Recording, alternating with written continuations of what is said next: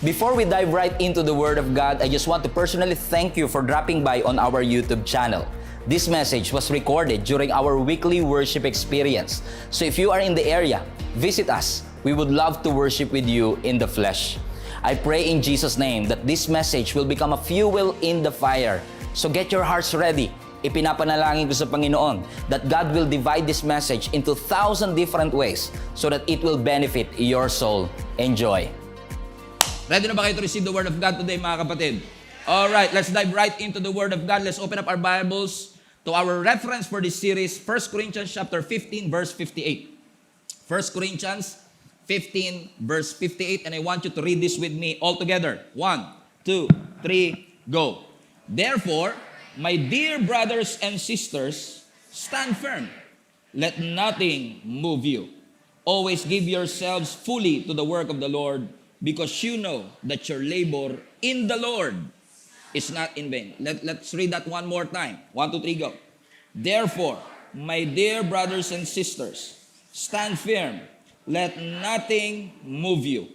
Always give yourselves fully to the work of the Lord, because you know that your labor in the Lord is not in vain. The title of my message is the same with the title of our series today. I call this message, Let Nothing Move You, Part 1. Let nothing move you. Sino sa inyo, mga kapatid, ang agree na ang isa sa pinakamagandang desisyon na ginawa ninyo ay yung tinanggap nyo ang ating Panginoon bilang inyong Panginoon at tagapagligtas? Nung tinanggap natin ang ating Panginoon bilang ating sariling Panginoon at tagapagligtas, alam natin na isa yan sa pinakamagandang desisyon na ginawa natin sa ating buhay. However, hindi porket tinanggap mo ang ating Panginoong Yesus ay ibig sabihin naging exempted ka na sa mga challenges at storms ng ating buhay. In fact, walking with the Lord is not always hallelujah and thank you, Jesus. Christianity will not give you immunity to the challenges and trials of life. Ibig ko sabihin, even as a Christian, there are things in your life that still aggravate, irritate, and frustrates you. Hindi porket Kristiyano ka na, hindi ka na napaprostrate. Hindi porket Kristiyano ka na, hindi ka na dumadaan sa iba't ibang mga pagsubok. In fact, kung magiging totoo lang tayo sa ating mga sarili, the way life goes and the way life flows is that God will allow you to go through a difficult situation in your life.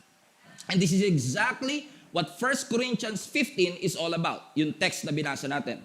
In fact, yung verse 58 na binasa natin is the concluding verse of one of the most famous chapters in all of the Bible. Alam niyo, lahat ng pastor, kabisado halos ang content ng 1 Corinthians 15, sapagkat sa 1 Corinthians 15, si Apostle Paul, boldly niyang preach ang resurrection ng ating Panginoong Yesus na sinelebrate natin just last Sunday. We know that Jesus came, He died, He buried, and He rose again from the dead. And this is exactly what Apostle Paul was preaching. Pinipreach niya ang resurrection ng ating Panginoong Yesus. Ibig sabihin, dun sa concluding part ng chapter, in-expound ni Apostle Paul yung significance ng muling pagkabuhay ng ating Panginoong Yesus. Hindi lang niya kwento kung paano muling nabuhay ang ating Panginoong Yesus. Hindi niya lang sinabi sa atin kung bakit tayo dapat maniwala na ang ating Panginoong Yesus ay nabuhay, kundi ipinakita rin po ni Apostle Paul sa atin na yung pagkabuhay ni Jesus Christ ay may implikasyon sa ating present life. Merong epekto sa ating kasalukuyan, and definitely yung pagkabuhay ng ating Panginoong Yesus ay may hatid na pag-asa sa hinaharap. At kung titignan nyo yung pinakahuling part ng chapter, makikita ninyo na ipinakita ni Apostle Paul sa atin yung reality ng resurrection of the dead. Na kung ang ating Panginoong Yesus ay patay pero muling nabuhay, sinabi ni Apostle Paul na kung si Jesus na nangako siyang muling mabubuhay at totoo ngang muli siyang nabuhay, ibig sabihin, kaakibat nung ginawa ni Kristo ay yung pangako niya sa bawat isa sa atin na kung tayo man pagdating ng araw ay mamamatay, kung paanong binuhay ni Jesus ang kanyang sarili, yung resurrection ni Jesus Christ ang magbibigay sa atin ng ability na tayong lahat ay muling buhayin din ng ating Panginoon.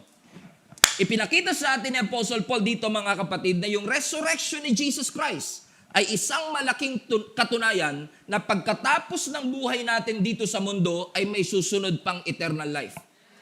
Either tayo ay mapupunta sa eternal damnation o mapupunta sa eternal salvation, Kung ano man ang ginagawa at desisyon natin dito sa buhay natin ngayon, ang magdidetermine na magiging destiny natin sa ating eternity.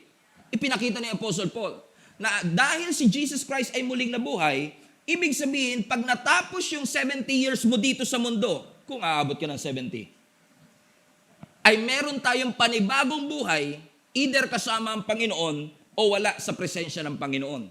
Ito'y magandang paalala sa atin na yung resurrection ni Jesus Christ is actually a resurrection of hope. No, ang ating Panginoong Hesus ay muling nabuhay, muli ring nabuhay yung ating pag-asa na yung Jesus na nangako sa atin na siya'y mabubuhay na muli, tinupad niya ang kanyang pangako.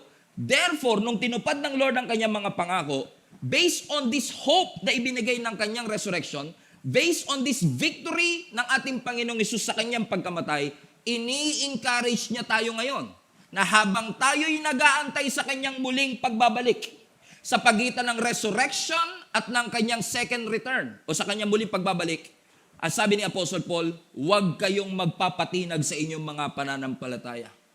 Stand firm, be unshakable, and let nothing move you. Ano, pag binabasa ko yung part na ito ng scripture, this broadened my perspective na ang buhay pala natin ay hindi lang dapat nagsisettle sa temporal, kundi dapat kung paano tayo naglalaan ng ating resources sa temporal, mas lalo dapat tayo nagbibigay ng atensyon sa ating eternal. Kasi madalas nating pinagpapalit ang ultimate sa immediate. Madalas natin pinagpapalit ang eternal sa temporal. Pero ang sinasabi ni Apostle Paul, kung si Jesus Christ ay muling nabuhay, yun ay katunayan na meron pang buhay pagkatapos ng buhay na ito. That whatever you are doing, listen to me, that whatever you are doing for the Lord ay hindi nasasayang. And your labor is not in vain. Let me repeat. Lahat ng bagay na ginagawa mo, basta para sa Diyos. This is an encouragement for me. Because I've been serving the Lord for 24 years. What an encouragement. That whatever I am doing, basta for the Lord. Not for my ambition, not for my personal pleasure, not for self-serving. Pero kung ginagawa ko ito para sa Panginoon, what a great hope. What a great promise. Na lahat ng ginagawa kong ito ay hindi nasasayang. Kaya ang sabi ng 1 Corinthians chapter 15 verse 58, so therefore. Now, pag nakakita kayo sa Bible ng salitang therefore, walang sentence na nagsimula sa therefore. So kapag may therefore, kailangan mong balikan yung previous verses. Okay? So I just told you the whole chapter of 1 Corinthians chapter 15. Nag-preach si Apostle Paul ng resurrection ni Jesus Christ at dahil ang ating Panginoong Hesus ay na-resurrect, ibig sabihin, may pag-asa sa lahat ng mga Kristiyanong naglalagak ng kanilang pananampalataya sa Panginoon at yung 10 taong ibinigay mo sa Panginoon, hindi masasayang. Therefore, my brothers and sisters, stand firm. Let nothing move you. Always give yourselves fully to the work of the Lord because you know that your labor in the Lord, I love that part, is not in vain. Ano ang sinasabi ni Apostle Paul sa atin?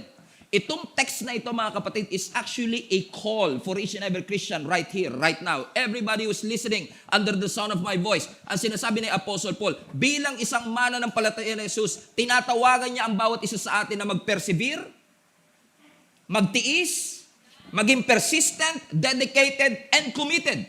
He is calling each and every one of us to stand firm in our faith, na tayo ay maging immovable sa ating mga conviction at maging active sa paglilingkod sa ating Panginoon. Alam niyo kung bakit sinasabi ni Apostle Paul to kahit di niyo ako pinapansin? Kasi ang sinasabi ni Apostle Paul, kapag sumunod ka kay Jesus Christ, kasama ang sakit at ang hirap. Wala akong kilala na taong sumunod kay Jesus na hindi nasaktan. Following Jesus includes suffering and pain. Now let me clarify. Pag sumunod ka kay Lord, may blessing. Pag sumunod ka kay Lord, may forgiveness. Pag sumunod ka kay Lord, may justification.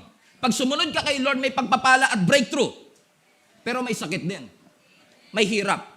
May sacrifices. Following Jesus will not exempt you sa mga challenges ng ating buhay. Sino sa inyo makakapag-testify yung katabi mo dumaan sa bagyo? Judging by the looks of her or him, makikita mo kagad dumaan na siya sa matinding bagyo. Amen. Bakit? Kasi kumbinsido tayo that even when Jesus is on your boat, you are not exempted to the storms of your life. May mga storms sa marriage, may mga bagyo sa mga businesses, may bagyo sa mga trabaho, sa mga career natin, sa mga family natin. May mga bagyo na seasonal, may mga bagyo na inevitable. But those storms are necessary for you to realize who who you are. In fact, those storms in your life will reveal your structure and your foundation. Minsan kailangan dumaan tayo sa mga challenges. Minsan kailangan ugain tayo ng Panginoon para ma-realize natin kung ano ang ating foundation. Sadly, hindi lahat ng storms external. May mga storms na internal. Yung katabi mo, pangiting-ngiti lang but they are dying on the inside. Pangiting-ngiti lang but they are quitting on the inside. And most of the weights that we carry are usually internal and not external. Kasi pag nasa church ka, madaling ngumiti kasi karamihan nakangiti. Parang hindi. Amen? But most of the weights that we carry are actually internal. Some of our boats will break. Sometimes our heart will break. Yung iba sa atin dumaan sa childhood trauma. Yung iba sa atin dumadaan sa depression, sa anxiety. Some of you are scared about uncertainty or your future. Yung iba sa atin may mga grudges, wounds, and unforgiveness. So hindi lahat ng storms external. May mga storms na internal. Pero, whatever storms that you are going through, maybe external or internal, that's why we need faith in the Lord. Kaya pagdating sa faith, hindi mo siya pwedeng i-overestimate. Lahat ng taong mananampalataya ni Jesus Christ, kailangan natin ng pananampalataya sa ating buhay. Because our faith is the very core of our Christianity. Yung faith natin ang critical component kung bakit tayo nakakasurvive dito sa mundo natin. In fact, ang sabi ng scripture, without faith, it is impossible to please the Lord. So we all need faith in our lives. Kailangan nating matutong magtiwala sa Panginoon para kung dumating ang mga challenges ng ating buhay, we will be unshakable. In Jesus, sometimes you will bend, but you will not break. And sometimes God is breaking you to make you flexible. He's allowing the shakings in your life hindi para pabagsakin ka, hindi para punitin ka, hindi para wasakin ka. He's developing you to be stronger as long as you keep on trusting the Lord. Ano ang sabi ng Psalms 125 verse 1? Those who trust in the Lord are like Mount Zion, which cannot be shaken but endures forever. What an amazing analogy. Sinasabi ng psalmist dito sa Psalms 1, lahat ng tao nagtitiwala sa Panginoon para kayong Mount Zion. Ang Mount Zion, hindi siya subject sa shaking. Kung ikaw ay may tiwala sa ating Panginoon, ano sabi ng scripture? You can be unshakable. And I don't know, I'm not saying this to boast or anything, but I have come this far because I keep on trusting the Lord whatever happens. And in case you don't know, may mga pagkakataon sa pagiging pastor ko ng simbahang ito that I don't know what I am doing. But I keep on trusting the Lord and that God will continue to give me the wisdom and the perspective and the vision to see what God sees. It is my faith that held me. It is my faith that carried me. It is my faith na naging reason kung bakit nalagpasan natin ang iba't ibang matitinding sitwasyon ng ating buhay. And I know ganun din po sa atin. Kung wala tayong pananampalataya, mahirap makasurvive sa buhay. Public service announcement. May Diyos ka man o wala, may problemang darating. Ang tanong ko sa iyo, anong gusto mo? Dumaraan ka sa problemang walang Diyos o dumadaan ka sa problemang may Diyos ka? Mas madali nang dumaan sa problema na may Diyos kasi alam mo, kung iwanan ka man ng lahat ng mga kaibigan mo, talikuran ka na lahat ng mga taong inaasahan mo at yung inaasahan mo tutulong sa iyo, hindi ka tutulungan, alam mo, meron laging Diyos na may makakapitan. Hindi tayo makakapili ng problemang darating sa ating buhay. Hindi ka makakapag-schedule ng problemang darating sa iyong buhay. Sana all. How I wish. Makakapag-schedule ka at masasabi mo kay Lord, Lord, fully booked na po ako ngayong buwan. First quarter pa lang po ng 2024, yung problema ko pang isang taon na po. But you cannot schedule problems. You cannot pick problems. But you can always pick the God that you will trust. Pwede ka makapili ng Diyos na yung kakapitan sa gitna ng lahat ng ito. So do not allow the circumstance to limit your perspective about God. Hindi porket malaki ang problema, lumiliit na ang tingin mo sa Diyos. Hallelujah. Kasi madalas tayo, pag lumalaki ang problema, lumiliit ang tingin natin sa Panginoon. In fact, let me just say this to you. Ang sabi ng scripture, di ba sa Psalms, magnify the Lord with me. The more na lumalaki yung problema, mas lalo mong i-magnify yung Diyos na yung pinapaniwalaan. Kung walang-wala ka, i-magnify mo yung Diyos bilang provider. If you feel unsafe, i-magnify mo yung Diyos na protector and deliverer. Kung ikaw yung may sakit, i-magnify mo si Jesus Christ bilang iyong healer. Bakit mga kapatid? We should not allow the circumstance to limit our perspective about who our God is. Kasi ang trials hindi maiiwasan. Kailangan mo yan.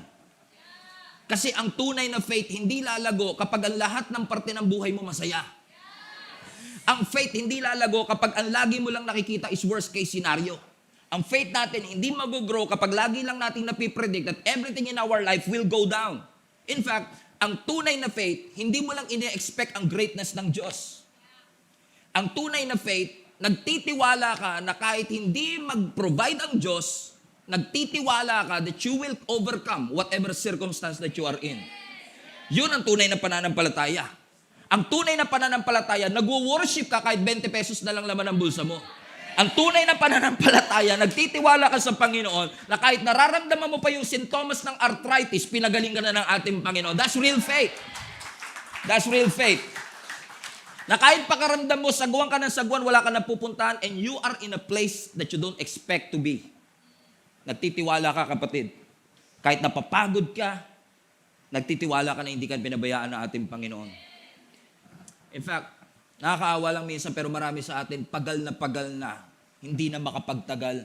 Gusto na nating sumuko sa mga problema ng ating buhay. But kung darating ka sa moment na yon ng buhay mo, do not get offended with the Lord. Huwag mo siyang tatalikuran. In fact, mas lalo kang kumapit sa Panginoon. At lalo kang magtiwala na hindi ka niya iniwan. Ang tunay na pananampalataya ay pagtitiwala na kahit hindi mo ma-figure out ang iyong circumstance, God already figure it out for you. It's not your job to know how it works. It's your job to believe that God already worked it out for you.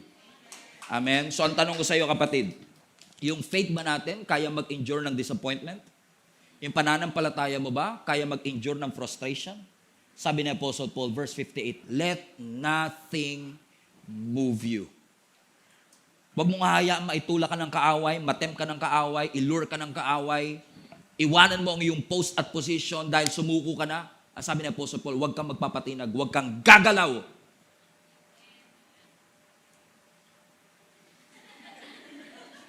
Let nothing move you. Naalala niyo si Jesus Christ when He was crucified? Alam niyo ba si Jesus Christ when He was crucified, may mga tao na minak ang ating Panginoong Isus, nilait pa ang ating Panginoon. Sabi nila, oh talaga, sabi mo di ba Diyos ka? Ba't di ka makababa ngayon? Tignan niyo yung verse. Ang sabi ng Mark chapter 15 verse 29.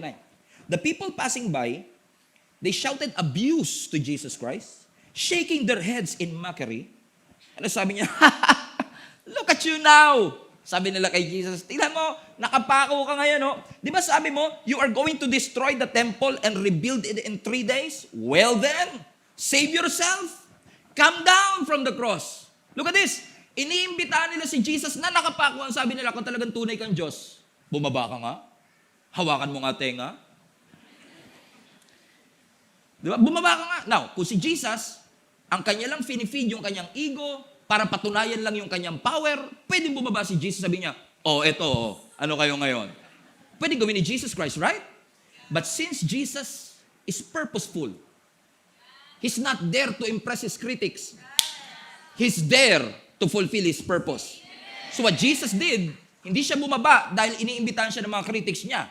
Hindi siya bumaba para patunayan sa mga critics niyang makapangyarihan siya. He stayed at the cross because He's thinking about you. Kasi kung bumaba siya sa krus, hindi ka napatawad. Kung bumaba siya sa krus, hindi ka napagaling sa iyong mga kasakitan. So kung finid lang ng ating Panginoon yung kanya sariling desire, we'll still be lost. But thank God for Jesus Christ. He was purposeful, regardless of what other people are saying or thinking about Him. My job is to do the purpose of God in my life. So kung tayo, lagi lang tayo magpapadaan sa tukso ng iba, tulak ng iba, at sasabihin ng diablo sa atin, we will never finish this race well. Look at Nehemiah. Kilala niyo si Nehemiah? One of the great leaders in all of the scripture. Na si Nehemiah, nung nabalitaan niya na yung Jerusalem wall, yung wall ng kanyang bayan is actually destroyed. Nung nabalitaan niya, nagkaroon siya ng conviction. Ang hindi alam ng marami, yung wall na yon is already been destroyed for more than 100 years. Pero nung narinig ni Nehemiah, hindi siya pumayag na madagdagan pa yung 100 years. So, ang sabi ng scripture, nagkaroon siya ng conviction, nag-file siya ng leave sa kanyang boss, kasi cupbearer siya ng hari. Nag-file siya ng leave, pinayagan siya, binigyan pa siya ng entourage. Sabi ng scripture, pagdating niya ng Jerusalem, in-inspect niya yung wall, matindi ang problema. But minobilize niya yung mga tao, nirebuild nila yung wall. Nung malapit na nilang matapos yung wall, yung tatlong haters at bashers ni Nehemiah, si Sanballat, Tobiah at si Geshem, nag-send ng email sa kanya. Ang sabi sa email, Boss, narinig namin yung chismis tungkol sa'yo, na kaya mo lang daw nilirebuild yung Jerusalem wall na yan kasi gusto mo maging hari. Pwede ko bang pumunta rito sa Starbucks, mag-usap lang tayo? Explain mo sa akin kung bakit mo ginagawa yung mga bagay na yan. Now, that's interesting. Look at this verse. Ang sabi ng Nehemiah chapter 6. So, Sanballat and Geshem sent an email. Papanindigan ko yan. Okay? Asking me to meet them in one of the villages in the plains of Ono. But I realized they were plotting to harm me. So, to cut the long story short, si Nehemiah, habang ginagawa niya yung wall, nag-send ng email, itong kanyang mga bashers, sabi niya, Boss, explain mo naman. Sabi nila, kaya ka lang daw naman nandyan kasi gusto mo maging hari, punta ka dito sa Starbucks. Now, I made a little research. From Jerusalem, where Nehemiah was, to plains of Ono is actually 40 kilometers. So, ang gustong mangyari ni Sanballat, Tobiah at Geshem, yung mga bashers ni Nehemiah, iwan niya yung kanyang ginagawa para i-explain yung kanyang sarili na talagang tama ang kanyang motibo. Pero si Nehemiah, may discernment. Alam niya hindi magkakapito sa Starbucks. May plano itong mga taong ito na papatay ako. Kaya anong ginawa ni Nehemiah? Sabi ni Nehemiah, You want me to come to Ono? I'm sorry. I have to say no to Ono.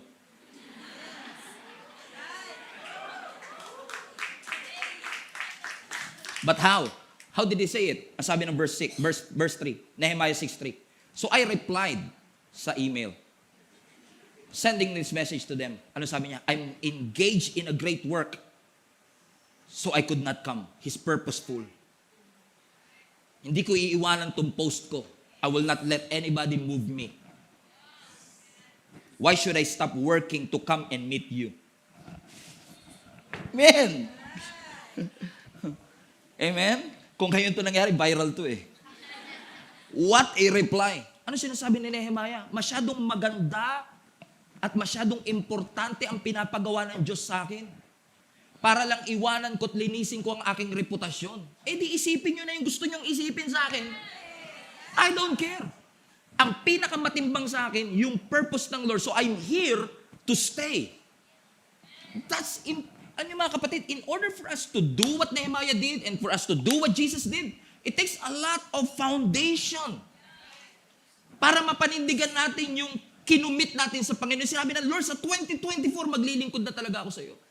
Lord, sa 2024, never na talaga ako absent sa church. Sa 2024, araw-araw na talaga ako magbabasa ng Bible. Sa 2024, araw na talaga ako mananalangin. So sabi ni Satan, talaga?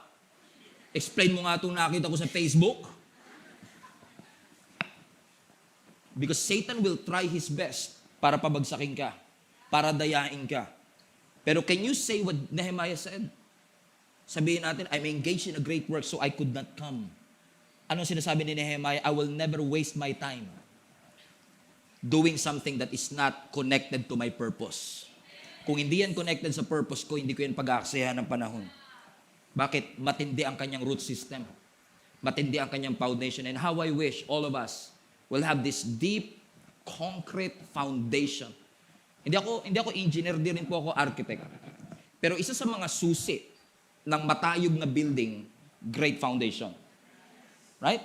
Usually, nakikita lang natin sa bahay yung pintura, yung semento, pero hindi natin nakikita yung bakal na nasa loob ng semento. Yun yung nagpapatibay, nagbibigay ng structure sa mga building. Para pag dumating yung bagyo, hindi babagsak. Para pag dumating yung lindol, kahit kasing lakas pa ng lindol sa Taiwan, hindi babagsakin yung bahay. So, ibig sabihin, talagang kahit anong mangyari, darating ang lindol. Kahit anong mangyari, darating ang storm. Ang tanong, kamusta bahay mo? Kamusta bakal sa bahay mo? Kamusta ang foundation ng iyong buhay? Kaya paulit-ulit sinasabi ni Jesus, kung magsisettle ka sa temporal things, masyadong mababaw yung foundation mo. Pag dumating ang bagyo, magkukwit ka agad. May nakita na ba kayong puno na nung nakabalita siyang may bagyo, naglipat ng lugar? Brad, may bagyo daw dito, lipat tayo sa Kainta. Walang ganun, Brad. Pero dahil yung puno, rooted siya, kahit anong bagyo, he will remain standing. He will be unshakable. Amen? Bakit? Kasi rooted siya. Kaya lagi natin sinasabi, build your life in Jesus Christ. Kung magsisimula ka lang naman ng buhay mo, kung magsisimula kayo ng marriage life, i-build nyo na kay Jesus yan. Kung magsisimula ka ng negosyo, simulan mo na kay Jesus yan. Kung magsisimula ka ng pamilya, kay Jesus mo, si Jesus ang gawin mong foundation. Kasi pag hindi si Jesus, shaky ang iyong foundation. Amen? At kung gaano mo kataas gustong marating, kung gaano kataas ang pangarap mo, kailangan ganun din kalalim ang foundation mo sa Diyos. Amen? Alam niyo ang puno, yung normal na puno, it grows two ways. They are not just growing upwards. While they are growing upwards, they are growing downwards. In fact, kung magiging technical tayo, they are growing upwards, downwards, and sideward. Ganyan ang puno, no? But for the sake of this illustration, habang umaakyat siya, dapat lumalalim siya. Pero watch this. Pero para lumalim yung ugat niya, he has to push through yung soil. May hindrance eh. So, ibig sabihin, you cannot go up if you are unwilling to push down. Kung hindi ka willing na maging intentional na anumang balakid sa iyong buhay, susuungin mo, hindi talaga mag-grow down. Do you want to grow up? You have to grow down. Kung gusto mong umangat, maging skyscraper at magawa ang pinapagawa ng Panginoon, you have to grow down. Kasi sa totoo lang mga kapatid, I don't know, siguro iba sa inyo masyado pang bata, hindi pa kayo dumaan sa matitinding problema. Pero kung kasing edad ko kayo, mga 25, kung kasing edad ko kayo, minsan na lang naman yan. Okay? Pero kung kasi if you live in this world long enough, you will realize that this life will put you in hard places na minsan kukwestiyonin mo kung talagang mabuti ba ang Diyos. Na minsan makukwestiyon mo yung faithfulness ng Panginoon. It doesn't matter kung gaano kalaki ang Bible mo, gaano kalaki ang krus na kwintas mo, anong position mo sa simbahan, life will put you into places that sometimes you will question, mabuti ba talaga ang Panginoon? Kailangan natin maging honest sa totoo lang, nasa simbahan na rin lang naman tayo. Maging honest tayo sa katotohanan na hindi po marami sa atin dumating sa pagkakataong tinanong mo ang Diyos, buhay ka ba talaga? Kailan ba matatapos ito? May plano ka bang tapusin ang mga pagsubok sa aking buhay? Bakit mo, Lord, inalaw na mangyari ito sa aking buhay? Are you going to take care of this? If you are God and you are good, why you let these things happen into my life? Ito exactly ang dilemma nila Apostle Paul. Ginawa naman namin ng tama. Pero bakit we are persecuted left and right? At yung persecution nila, hindi yung Christian ka, praise the Lord, praise the Lord. Hindi ganun ang persecution ni Apostle Paul. Ang persecution ni Apostle Paul, life and death situation. Kasi sinasabi ni Apostle Paul, we'll be persecuted left and right. Pero bakit nangyayari ito sa aming buhay? Na yung ibang mga kasama ni Apostle Paul sinabi, is it worth it? Worth it bang ibigay natin yung buhay natin sa Panginoon? Binigay na nga natin, inusig pa tayo. Balik na lang tayo sa luma natin buhay. Balik na lang tayo. Nagpatinag sila. Bumalik sila. Hindi nila tiniis. Kasi hindi tama yung kanilang foundation. Alam mo, siguro hindi aksidente na kapag sinabi ni Jesus Christ na, pag sinabi ni Lord sa ating, build your life in me, hindi siguro aksidenteng si Jesus Carpentero, no? He's a builder. Nasabi niya, upon this rock, I will build because God is a builder. Now, if you want to put your faith in Jesus Christ, binigyan niya rin tayo ng tools. Sabi ng Lord, build your life on me. Ito ang martilyo, ito ang 3 pako, ito yung 2 beam. You want your life to be better? Use the hammer, 3 nails, 2 beams. Yung iba sa inyo, mga alas 5 bang magigets. So for the sake of you, sabi ni Jesus Christ, build your life in me. At nag-iwan ang Panginoon sa atin ng tools, something that we can focus on. Hammer, 3 nails, and 2 beams. As long as you're focused on the finished work of Jesus Christ and you use it as your foundation, nobody, no circumstance will move you. and shake you. Amen? Palapakan natin ating Panginoon. Unfortunately, kalalang naman marami sa atin na shake kasi meron tayong false sense of security. Yung akala natin, as long as 7 digits ang laman ng bank account ko, secure ako. As long as tinetext ako ng jowa ko, mahal niya pa ako. 5 kayo, tinetext niya. Meron tayong false sense of security. Minsan, I've been officiating weddings. Hindi ko na mabilang kung ilan na inaikasal ko. And every time na may ikakasal ako, I always ask the question, bakit kayo magpapakasal? And you'll be surprised sa sagot ng ibang tao. Tumatanda na po kasi ako eh.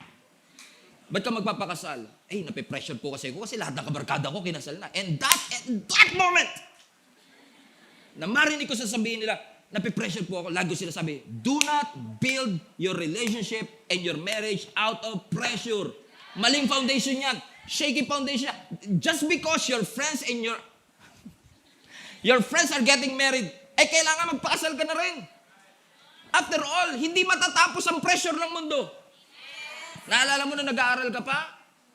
Ay sasabihin nila, kailan ka magtatapos? Nung nakagraduate ka na, kailan ka mag-aaral? Kailan ka magtatrabaho? Nung nagkatrabaho ka, kailan ka magpapakasal? Nung kinasal ka na, kailan ka magkakaanak?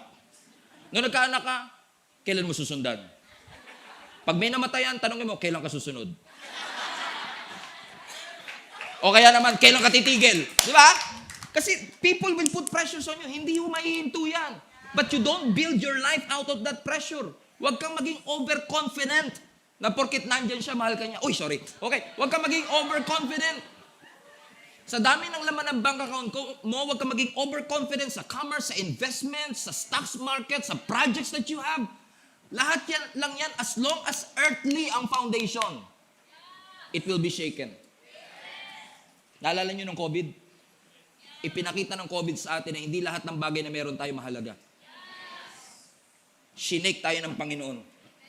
At alam niyo ba, na-realize ko, God speaks through shakings. Write it down. God speaks through shakings. Kapag may shaking, may speaking. So kapag nakakaramdam ka na yung business mo, sinishake ng Lord, nagsasalita ang Diyos. You better listen. Kapag sinishake ng Lord ang marriage, makinig kayo. May sinasabi ang Diyos. Kapag sinishake ng Lord ang inyong finances, you better listen. Sino man nagsishake niyan? Kasi minsan pag may shaking, tapat sa inyo tayo mga Kristyano, pag may shaking, sino sinisisi nyo? Demonyo. Ginulo na naman ako ng demonyo. Pag ina-high blood, demonyo, inaatake na naman ako. Pero sa kinain talaga natin crispy pata yun, kaya ganon, di ba? Kaya yung demonyo tuloy, gusto na rin maging born again. Sabi ng demonyo, lagi na lang ako sinisisi. Sali na lang kaya ako sa inyo para wala na kayong masisi. Kasi hindi lahat. Minsan, may mga storms na buhay natin that God Himself orchestrated. Let me prove that to you. Hebrews chapter 12, verse 26. At that time, His voice shook the earth. Everybody say, shook ako. But now He has promised, once more, there you go. So may shaking na nangyari, uulitin ko ulit. Once more, highlight this part. I will shake. So si Lord mismo nagsabi, I will shake. So sometimes God orchestrated shakings in our lives. Hindi para bumagsak ka, but to make you unshakable. So I will shake not only the earth, but also the heavens. Next verse. The words once more indicate the removing. So bakit daw sinishake? Para matanggal what can be shaken, that is created things. Bear that in mind. So that what cannot be shaken may remain. There you go. Kaya pala sinishake, sabi ng Panginoon, para yung created things mawala. So ang matitira pag sinake, yung eternal. So kaya may shaking, kasi masyado ka ng confident at dependent sa earthly things, isi-shake ng Lord. Kaya magugulat yung iba sa inyo, 25 years ka na sa trabaho, confident ka na dyan ka na magre-retire. And then nakatanggap ka ng email, kasama ka sa tatanggalin. Sama ng loob mo. Lord, paano nangyari to? Yung katabi ko sa cubicle, late lagi. Facebook ng Facebook. Tas ako, napagpuntong-tung ko pa lang sa cubicle ko, wala na po akong inatupag kundi magtrabaho. Ako pa yung natanggal. Because sometimes God will shake the eternal things, the created things. Ano daw sabi ng scripture? Para yung bagay na hindi dapat ma-shake, yun ang mag-remain. Verse 28, therefore, since we are receiving a kingdom that cannot be shaken, let us be thankful and worship God acceptedly with reverence and in awe. Pinapaalala lang ni Lord sa inyo. Kung nilagay mo yung buhay mo kay Jesus, part ka ng kingdom na unshakable. So, ba't ka matatakot sa shaking kung part ka ng kingdom na unshakable? Unless, lahat ng faith at confidence mo nasa mga created things, temporal things, immediate things. Let me just say this to you. Shakings are good. Shakings are necessary. Naalala nyo nung unang panahon, nung wala pang machine para sa mga bigas at palay, para maihiwalay nila yung bigas sa balat, may ginagawa yung mga nanay natin sa Bilao. Meron akong video dito para mas maalala ninyo, in case hindi na ginagawa sa panahon natin. Maalala nyo dati, di ba? Para mahiwalay nila yung trigo sa ipa, sa balat, sinishake nila yung bayong. Ano ang purpose? Kasi hindi lahat ng nasa Bilao makakain. So para lumabas yung hindi makakain, sa nakakain, kailangan ko siya i-shake. Para mahiwalay yung temporal yung temporal sa eternal, kailangan i-shake. So huwag ka matatakot sa shaking kung alam mo that you are building your life in eternal things. Bakit? It's for your own good. So kapag may shaking sa buhay natin, sineseparate niya what is eternal and what is temporal, and sometimes, once in a while, iaalaw talaga ng Lord ang shakings para i-reveal what really matters to you.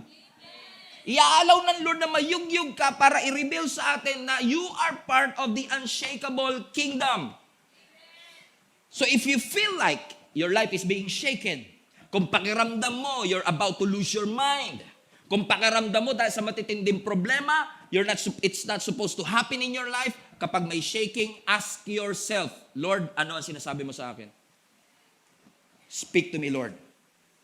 We were shaken to make us unshakable. There will be challenges, there will be shakings, pero yung challenges na yan, inaalaw ng Panginoon para ma-separate ang eternal sa temporal.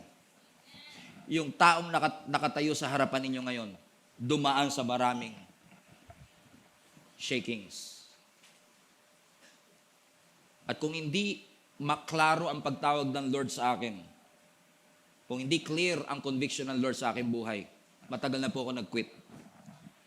But I never stop preaching the Word of God. Kahit walang nakikinig, walang nakaka-appreciate, I keep on preaching it because God called me to do it.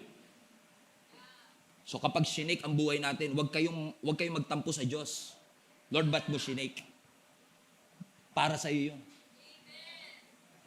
In fact, I've seen an illustration about shakings na gusto ko i-share sa inyo before I end this. Tawagin ko lang si MJ, one of our volunteers. Naganap talaga ako ng mga dedicated volunteer to help me out in this illustration. Palapakan naman natin. Give it up for MJ. Sa mga ministry na? Sa What's Next ministry. Yun yung tumutulong sa inyo to know what's next. So, si MJ is one of our volunteers. So, pili ka na. Tubig or, this is actually Coke. Tubig or Coke? Coke. Kasi hindi ako nagko-Coke. Tubig and Coke. So, ang ano lang natin, ang condition ko lang sa'yo, lahat ng gagawin ko, gagawin mo dapat. So, kung paano ko siya ginawa, kailangan ganun din ang gagawin mo. Comprende? Okay. Watch. Coke.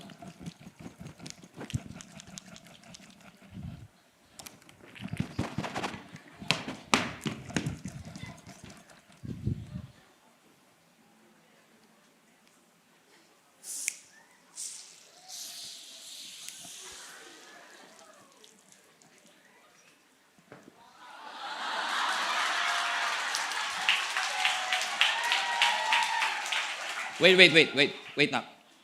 Teka lang. Pareho naman tayo inuga . Ba't yung sa'yo sumabog? Yung akin hindi. So walang mali sa shaking. Ang mali, yung nasa loob ng puso natin. Na inilalabas ng Diyos kapag may shaking. So kapag sinake ka ng Lord, huwag mo sisihin yung shaking. Kasi ito, sinake din naman eh. Pero ba't walang lumabas?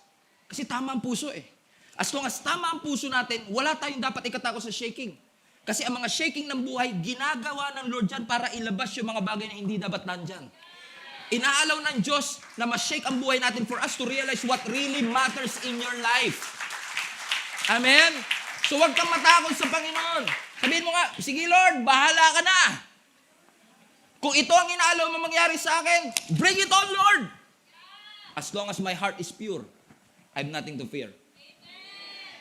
Give it up for MJ, mga kapatid. Palapakan natin ang Panginoon. Shaking reveals who you are. Ipinapakita lang ng shakings, mga kapatid, kung sino tayo sa ating mga buhay. Because sa totoo lang, you don't know who you really are until you experience some shakings in your life. So just like the early church, ano ginawa nila? Sabi ng scripture sa 2 Corinthians chapter 4, verse 16. Read, everybody. So we are not giving up. How could we? Even though on the outside, it often looks like things are falling apart on us. On the inside, where God is making a new life, not a day goes by without His unfolding grace. These are hard times. These hard times are small potatoes compared to the coming good times, the lavish celebration prepared to us by our God. Sinasabi nila, Apostle Paul, di kami mag-give up. Ba't kami mag-give up? Even though on the outside, things are falling apart, we know that from the inside, God is making a new life. At walang araw na lumilipas na hindi ipinapakita ng Diyos ang kanyang kagandahang loob sa akin. So I want to encourage everybody today, when your life is hard, when you are in an impossible situation, when your back is against the wall, when you are in a rough situations of your life, don't ever think for a moment na God is not present in your pain and in your circumstance. In fact, yung promotion minsan nakapackage sa suffering. Yung promotion minsan nakapackage sa pain. Yung next level minsan nakapackage sa setback. So I want to encourage you today with these 3 beautiful words. Don't give up. Don't give. Sabi mo sa katabi mo, don't give up. When you're in the middle of the storm, pakiramdam mo ang kaaway, laging nananalo, don't give up. Just because your friends let you down. Do not give up. Just because you lose your job. Do not give up. Just because your career are falling apart. Do not give up. Kahit hindi ka pumasa sa examination. Do not give up kahit yung relationship hindi nag-work out. Keep on showing up. Don't walk away from your faith. You're built to last. Magpatuloy ka lang, kapatid. After all, yung destiny mo is greater than your history. Yung ginawa at prepare ng Panginoon is nothing compared to the sufferings that you are going through. Keep on keeping on. Let nothing move you. No disease will move you. No discouragement will move you. No frustrations will move you. Kahit anong bagay, I will never allow these things or someone to move me to the purpose that God has for my life. Is that an amen, mga kapatid? Let's bow down our heads. Let us pray. God, we just want to say thank you for this awesome reminder, Panginoon, pinaalala niyo sa amin that when things are falling apart, that when things are not going in our direction, when our backs are against the wall, you always reminded us, Panginoon, that you are always the present help in times of our trouble. Lord, sa mga kapatid ko po, Panginoon, that in the verge of quitting and giving up because of the struggles and the pain that they are going through, sa mga kasama ko po sa church, Panginoon, na unti-unting nagiging casualty ng mga storms ay yung kanilang faith at yung pag-give up nila ng kanilang calling. Lord, ang aking dalangin, Panginoon, remind mo kami uli of this beautiful encouragement from Apostle Paul himself, that whatever persecutions, storms that we face, allow us to stand firm and don't allow anything to move us. After all, our labor is not in vain. Our labor in you, hindi po ito nasasayang. Lahat ng ito, Panginoon, ay may kaakibat na reward. So, God, allow us to have the perspective na gaano man kahirap ang sitwasyon na meron kami. Laging mas matimbang, Panginoon, yung glory na kapalit, Panginoon, na iyong inilaan sa aming future. So do not allow any one of us to believe in that lie, but instead, allow us to persevere, to commit ourselves, na hindi po kami bibitaw, anuman, Panginoon, ang dumating sa aming harapan. We thank you for this message, O God, that encourage us. Na-encourage din po ako, Panginoon. Salamat po, Panginoon, sa iyong pagpapaalala sa amin na never mo kaming iniwan. Even when we walk through the valley of the shadow of death, we should not be afraid. We should not be scared. Because meron kang pangako sa amin that you are always going to be with us. Glory to God. We honor you. In Jesus' name. Everybody shout, Amen. Hello Global Family, thank you for watching. If this message have impacted your life, please consider subscribing. Let us know in the comments what God spoke to you today. Where are you streaming from? Or how can we pray for you? We pray in Jesus' name that we will continue to advance God's kingdom through the spreading of His Word through this online platform that we have. If you want to support the ministry of Jesus is Alive community, I want to encourage you to support financially and give. Go to our website, gsmnb.com/give, for you to know all the ways that you can support this ministry. I hope to see you soon. God bless you.